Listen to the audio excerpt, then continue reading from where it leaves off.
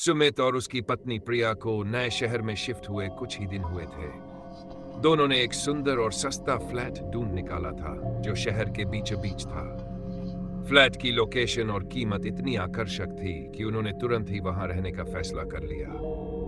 किराएदार ने थोड़ा सा अजीब जरूर व्यवहार किया, लेकिन सुमित और प्रिया ने इस पर ज्यादा ध्यान नहीं दिया। शुरुआत के कुछ दिन सामान्य थे।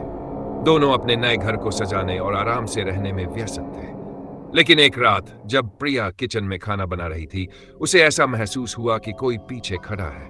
उसने जल्दी से पलट कर देखा, लेकिन वहां कोई नहीं था। उसने इसे अपना भ्रम समझकर अनदेखा कर दिया।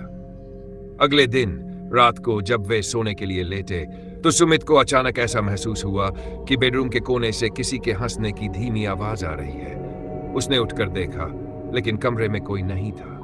उसने ये बात प्रिया को बताई, लेकिन दोनों ने इसे भी कोई तवज्जो नहीं दी और सोने की कोशिश की। कुछ दिनों बाद चीजें और भी अजीब होने लगी। प्रिया जब भी आईने के सामने खड़ी होती, उसे अपने पीछे किसी परछाई की झलक दिखाई देती। वह हर बार पलटती, लेकिन वहां कुछ नहीं होता। धीरे धीरे ये घटनाएं और बढ़ने लगी। कभी टीवी अपने आप चालू हो जाता, तो कभी दरवाजे की कुंडी अपने आप हिलने लगती। एक रात प्रिया जब सो रही थी, उसे लगा कि कोई उसे घूर रहा है। उसने आंखें खोली और देखा कि एक काली परछाई बेड के पास खड़ी थी। वह इतना डर गई कि चीख पड़ी। सुमित जागा और लाइट चालू की, लेकिन वहां कोई नहीं था। प्रिया ने सुमित से कहा कि वह अब और नहीं रह सकती इस फ्लैट में, लेकिन सुमित ने उसे समझाया कि शायद ये सब उनके दिमाग का वहम है और उन्हें इसे नजरअंदाज करना चाहिए। सुमित ने फ्लैट के चौकीदार से बात की और उससे इस फ्लैट के बारे में पूछा। चौकीदार ने पहले कुछ नहीं कहा, लेकिन जब सुमित ने जोर देकर जानना चाहा, तो चौकीदार ने बताया कि इस फ्लैट के साथ एक भयानक इतिहास जुड़ा हुआ है। कुछ साल पहले यहां एक महिला ने आत्महत्या कर ली थी। कहा जाता है कि वह महिला किसी मानसिक बीमारी से पीड़ित थी और उसकी मौत के बाद से ही फ्लैट में अजीब घटनाएं होने लगीं। जो भी किराएदार यहां आता, वह ज्यादा दिन नहीं टिकता। यह सुनकर सुमित को झटका लगा।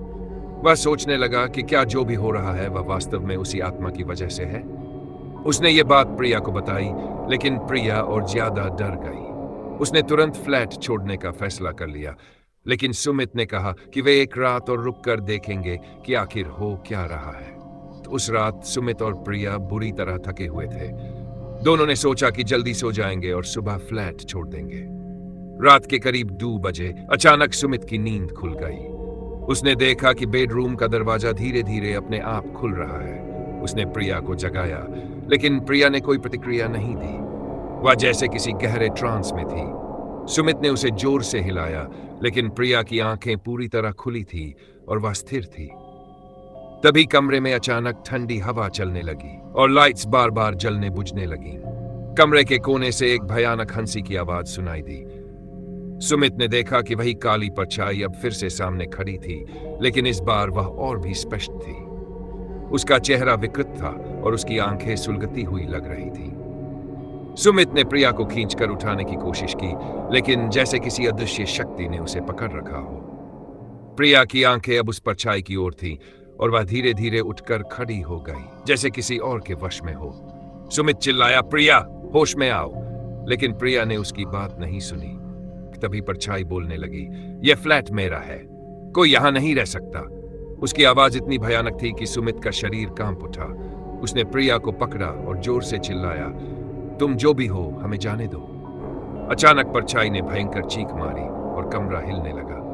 दीवारों पर खून के धब्बे उभरने लगे और दरवाजे खुद ब खुद बंद हो गए। सुमित पूरी ताकत से दरवाजे की ओर भागा, लेकिन दरवाजा नहीं खुल रहा था। अब स्थिति बेकाबू हो चुकी थी। प्रिया धीरे धीरे हवा में उठने लगी, जैसे कोई अदृश्य शक्ति उसे खींच रही हो। सुमित ने हिम्मत जुटाई और किसी तरह प्रिया को पकड़कर उसे नीचे खींचा। तभी अचानक सारी गतिविधियां रुक गई। कमरा एकदम शांत हो गया। प्रिया बेहोश होकर गिर पड़ी और सुमित ने दरवाजे को धक्का दिया, जो इस बार खुल गया। सुमित और प्रिया ने उसी रात फ्लैट छोड़ दिया और पास के होटल में ठहरे। अगली सुबह उन्होंने इमारत के मालिक को फोन किया और फ्लैट छोड़ने की बात कही। जब उन्होंने फ्लैट की सारी घटनाओं के बारे में बताया, तो मालिक ने उन्हें एक बात और बताई। वह महिला जिसने फ्लैट में आत्महत्या की थी, उसकी आत्मा को कभी शांति नहीं मिली। जो कोई भी वहां रहने जाता वह उसकी आत्मा के प्रकोप का शिकार हो जाता। सुमित और प्रिया ने फैसला किया कि वे इस फ्लैट के बारे में किसी को नहीं बताएंगे, क्योंकि जो उन्होंने देखा और अनुभव किया उसे शब्दों में बयान करना नामुमकिन था। उस फ्लैट का दरवाजा अब भी बंद है और लोग अब भी उससे दूर ही रहते हैं।